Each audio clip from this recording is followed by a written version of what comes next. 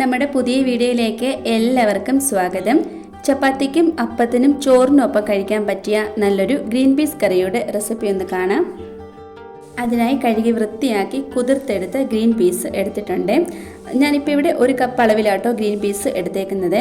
ഇനി ഒരു കുക്കറിലേക്ക് അല്പം ഓയിൽ ഒഴിച്ചു കൊടുക്കാം.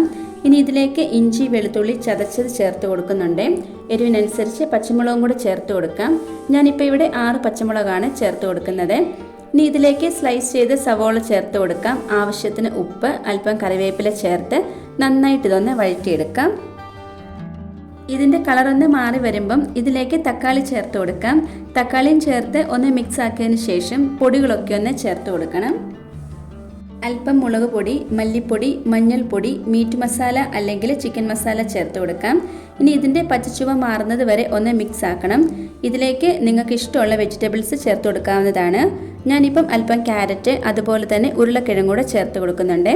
ഇത് ഇട്ടുകൊടുത്ത് ഒന്നുകൂടെ യോജിപ്പിച്ചതിന് ശേഷം വേവാൻ ആവശ്യമായിട്ടുള്ള വെള്ളം ചേർത്ത് കൊടുക്കാം. നിങ്ങൾ എത്രയാണോ ഗ്രീൻ പീസ് എടുത്തേക്കുന്നത് അതനുസരിച്ച് വെള്ളം ചേർത്ത് കൊടുക്കാനായിട്ട്. ഇത് നന്നായിട്ടൊന്ന് തിളച്ച് വരുമ്പം ഗ്രീൻ പീസ് ചേർത്ത് കൊടുക്കണം.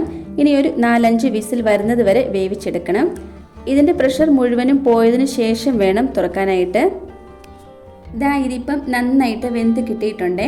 ഇനിയിപ്പോൾ ഇതിലേക്ക് കടുകൊന്ന് താളിച്ചു കൊടുക്കണം. ഒരു പാനിലേക്ക് വെളിച്ചെണ്ണ ഒഴിച്ചു കൊടുത്ത് അല്പം കടുക് ഇട്ട് കൊടുക്കാം. വറ്റൽ മുളക് ചെറുതായി അരിഞ്ഞ ഉള്ളി ചേർത്ത് ഒന്ന് ഫ്രൈ ആയി വരുമ്പോൾ നമ്മുടെ കറിയിലേക്ക് ഇതൊന്ന് ഒഴിച്ചു കൊടുക്കാം. മല്ലിയിലയുടെ ടേസ്റ്റ് ഇഷ്ടമുണ്ടെങ്കിൽ അല്പം മല്ലിയിലയും കൂടെ ചേർത്ത് നന്നായി തന്നെ ഒന്ന് മിക്സ് ആക്കി എടുക്കണം. ഇതിലേക്ക് തേങ്ങാപ്പാൽ വേണമെന്നുണ്ടെങ്കിൽ ഈ ഒരു സമയത്ത് ചേർത്ത് കൊടുക്കാവുന്നതാണ്. ഞാനിപ്പം തേങ്ങയോ തേങ്ങാപ്പാലോ ഒന്നും ചേർത്ത് കൊടുക്കുന്നില്ല. അല്ലാതെ തന്നെ നല്ല ടേസ്റ്റാണ് ഇത് കഴിക്കാനായിട്ട്. അങ്ങനെ നമ്മുടെ ഗ്രീൻ പീസ് കറി ഇവിടെ റെഡി ആയിട്ടുണ്ട്. തേങ്ങ അരച്ച് ചേർക്കാത്ത നല്ല കുറുകിയ ചാറോട് കൂടിയുള്ള അപ്പത്തിനും ചോറിനും ഒക്കെ പറ്റിയ നല്ല കിടിലൻ ഒരു ഗ്രീൻ പീസ് കറിയുടെ റെസിപ്പി ആട്ടോ ഇത്. എല്ലാവരും ഇതുപോലെ ഒന്ന് ഉണ്ടാക്കി നോക്കണേ. ഇന്നത്തെ നമ്മുടെ ഈ ഒരു റെസിപ്പി എല്ലാവർക്കും ഇഷ്ടമായി കാണുമെന്ന് വിചാരിക്കുന്നു. ഇഷ്ടമായിട്ടുണ്ടെങ്കിൽ ലൈക്കും കമൻറ്റും സബ്സ്ക്രൈബും ഒന്നും ചെയ്യാൻ മറന്നു പോകരുത്. അടുത്തൊരു വീഡിയോയിൽ കാണാം. താങ്ക്